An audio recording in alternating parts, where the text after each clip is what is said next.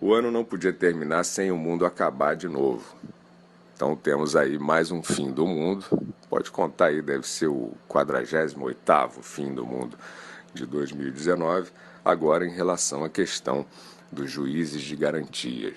O Brasil, de repente, acordou com uns 200 milhões de especialistas em juízes de garantias, todos chorando e dizendo que está tudo acabado, que a bandidagem venceu, aquela conversa, né, aquela conversa fácil e fajuta, né, porque o grito aí contra a impunidade do Brasil decente e tal é uma maravilha para você chamar a atenção sobre algo que você absolutamente não sabe, não domina, não sabe do que está falando, né? Então vamos lá. Em primeiro lugar, a questão dos juízes de garantias é uma questão controversa entre gente séria, né? Entre gente que entende do assunto. Não é o pessoal que está aí panfletando para dizer que está tudo acabado, não. Para começar, é uma questão controversa.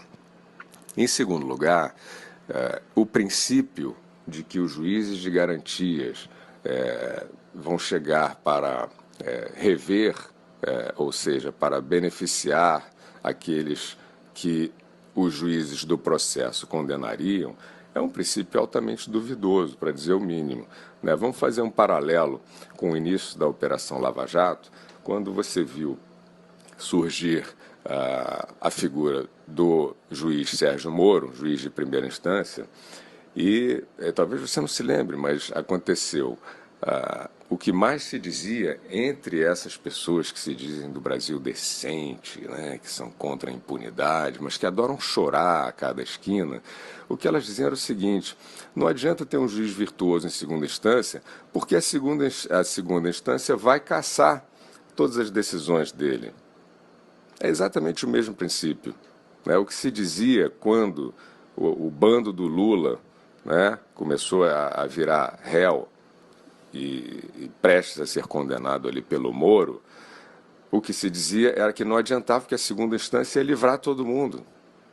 Assim como se dizia que o Lula nunca ia ser preso, porque esse apocalipse é o que é facinho de vender. Não é assim, nada vai dar certo, só eu vejo a virtude e ela nunca vai chegar. Então o que se dizia na época da Lava Jato era isso. E aconteceu exatamente o contrário. Lula e os seus principais comparsas, condenados por juiz em primeira instância, incluindo Sérgio Moro, tiveram suas penas, inclusive, aumentadas na segunda instância, calando a boca dessas Cassandras do bem, as Cassandras decentes. Estou falando de petista, não. Falando das Cassandras do bem, que choram a cada esquina dizendo que nada vai dar certo, etc. Então, a Lava Jato se afirmou neste cenário, né? Aí se descobriu que a segunda instância poderia ser virtuosa. Aí o Brasil se descobre virtuoso. Olha que coisa boa, né? Tem esse lado, né, que a segunda instância poderia ser virtuosa. Se descobriu figuras como o desembargador Gebran Neto, por exemplo, que hoje é praticamente um ídolo, né, aí das pessoas interessadas na prevalência da lei, né, do direito, né, mas o Brasil, até prova em contrário, chora e acha que tudo vai dar errado. Então temos aí uma questão controversa que, no mínimo, o que se pode dizer é que é uma leviandade afirmar que os bandidos venceram e que a Lava Jato será destruída por isso. Nós podemos também recordar que quando a Operação Lava Jato começou a se impor sobre a maior quadrilha que já atuou no Brasil, que é a quadrilha do PT, nem prisão em segunda instância havia. Muita gente está esquecida disso, mas é fato. Quer dizer, quando a quadrilha começou a cair em desgraça, em 2014 e 2015, já com prisão, o Vacari, de vários personagens da gangue do Lula, nem havia a possibilidade de se prenderem após condenação em segunda instância, que é uma decisão que veio em 2016. E a Lava Jato, quando veio essa decisão, ela já era robusta, ela já era famosa, ela já era virtuosa e já tinha se imposto sobre os maiores ladrões do país. Então não é verdadeiro o princípio, né? É falsa essa premissa de que a cada incidente ou a cada controvérsia você vai declarar que os bandidos venceram, como foi agora recentemente com a lei do abuso de autoridade, que se disse a mesma coisa, que agora acabou tudo, agora o acordão pela corrupção, etc., vai acabar com a depuração. É falso também, está aí a Operação Lava Jato seguindo forte, fechando o cerco em torno do Lulinha, por exemplo. Não se dizia que agora nenhum homem da lei vai ter coragem de dar mais nenhum passo. Parem com essa conversa fiada.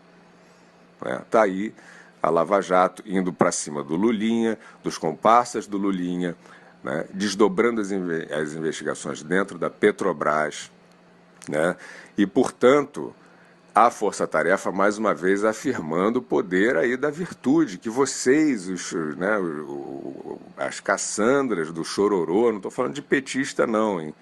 Estou falando do pessoal que acha que é decente e tal, né? Mas que chora a cada, como foi em relação ao caso Bendini, né? Também, mais ou menos na mesma época, recente, aí, dizendo, não, agora acabou, não tem mais como, né, o país seguir adiante na sua depuração, e logo em seguida Lula sofre nova condenação, apesar, né, da gritaria em torno aí do caso Bendini. Lula já é condenado a mais de um quarto de século de prisão, depois dessa última grita aí.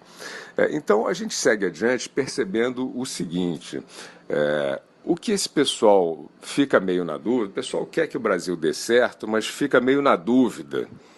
Essa dúvida, meus amigos, está na cabeça de vocês. A cabeça de vocês é que está na dúvida se ela é certa ou se ela não é certa.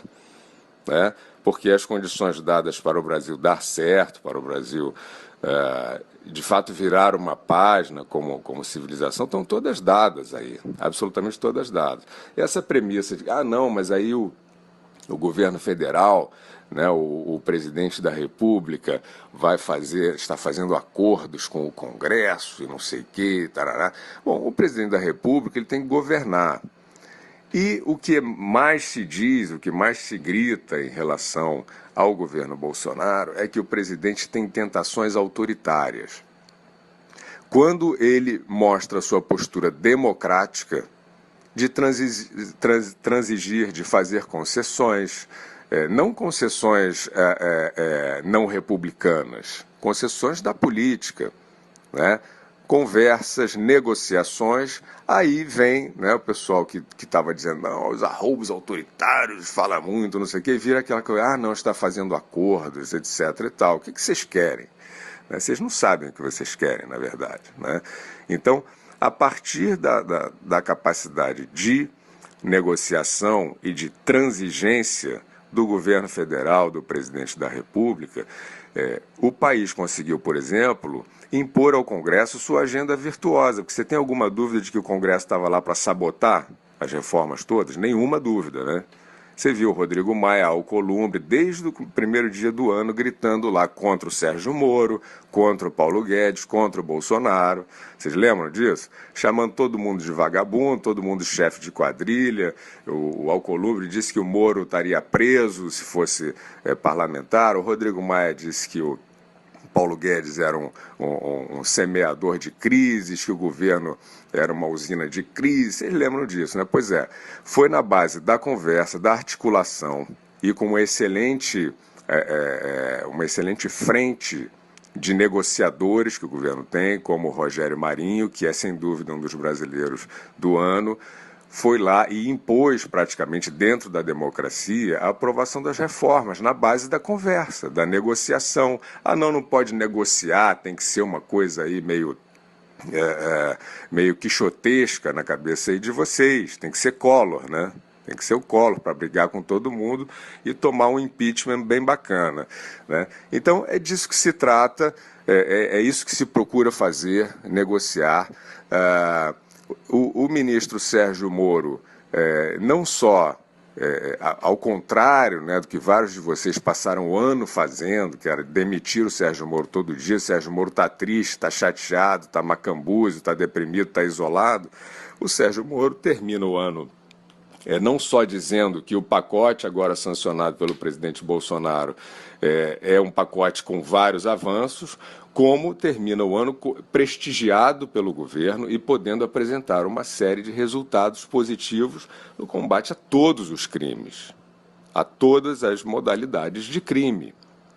Esse é o cenário que importa, esse é o cenário real neste término de 2019, em que o mundo, para a tristeza de vocês, não acabou. Então, o que se passa nas teorias de conspiração é que, não, porque o presidente está querendo se afastar da agenda contra a corrupção para blindar fulano, para blindar Beltrano. Isso não é verdade. Pelo menos até onde está colocado aqui na superfície, onde a vista pode alcançar, isso não é verdade. Mas o caso do COAF, etc. Não, o COAF nunca esteve tão forte. O COAF foi transferido por este governo para o Banco Central e terá o funcionamento mais independente da sua história. Mas e aquela questão de um mandado judicial para você obter os dados para investigar? Era, assim como a questão do juiz de garantias, era uma questão que divide opiniões sérias, né? Muita gente considera com razão que seria interessante, sim, necessitar um mandado judicial para acessar os dados do COAF, para evitar justamente aquele vazamento picareta, que é uma coisa que está acontecendo nesse momento no Brasil, com a ala de picaretas do Ministério Público, e você não perdeu isso de vista, né? O Ministério Público ele foi intoxicado, infiltrado aí pelo PT durante muito tempo, né? Pelo PT e congêneres, né? E não só o Ministério Público, imprensa, etc. E o que se passa é aquela triangulação malandra de vazamento de dados, jogar na manchete para ficar desgastando, fazendo politicagem. Evidentemente que nesse momento contra o governo, contra o presidente da República, que é o esporte dessa turma. É a preferência deles. Eles só pensam nisso, só pensam naquilo, né? Então, aquela decisão que caiu, essa decisão caiu. Não é mais necessário o mandado judicial para acessar os dados do COAF. Mas não era também um golpe isso. Não era um acordão, isso é cascata, né? Na verdade, era uma decisão que muita gente séria defendeu para evitar esta politicagem, para evitar transformar dados sérios, investigações que poderiam ser pródigas, em conspiração, né, para derrubar o fascismo imaginário, aí, como a gente está cansado de ver. Então, o que se pode dizer sobre governo, fechando o ano de 2019, é o que a vista pode enxergar, né? Assim, fora essas cabeças de Cassandras que veem desmoronamento em tudo, o que se vê é um governo terminando o seu primeiro ano de gestão com uma equipe de ministros técnica, sem precedentes, né? Em montagem de governos na história recente, sem precedentes, né? Um governo com um ministério técnico, sem politicagem, que é isso aí que vocês estão querendo acusar o governo de fazer, politicagem. Está lá não só o Sérgio Moro, como nós já falamos, Paulo Guedes, como, por exemplo, na pasta do ministro Tarcísio Gomes de Freitas, da infraestrutura, você tem hoje, além de tudo que está na cara, que são os leilões, que é um choque de gestão e de abertura da economia, né, e de entrada de capital privado para alavancar o verdadeiro crescimento econômico brasileiro, não esses voos de galinha aí que tem havido, você tem, sabe o quê? Um choque ético. Imagine só a área de transportes, né, que, tragicamente, é o foco, um dos principais focos de corrupção, né, no Brasil. Você tem um choque ético no DENIT, por exemplo. Você já imaginou um negócio desse? Dado pelo ministro Tarcísio. É isso que nós podemos falar sobre combate às más práticas, sobre combate ao crime, à ilegalidade no Brasil. É um governo que termina o seu primeiro ano sem nenhuma suspeita de corrupção. Ao contrário, por exemplo, você poderia se recordar do primeiro ano da Dilma Rousseff, que terminou com 7 ministros demitidos por acusação de corrupção. Talvez seja isso. Talvez no fundo, na cabeça de vocês, lá no inconsciente, vocês tenham saudade dos tempos de Dilma Rousseff.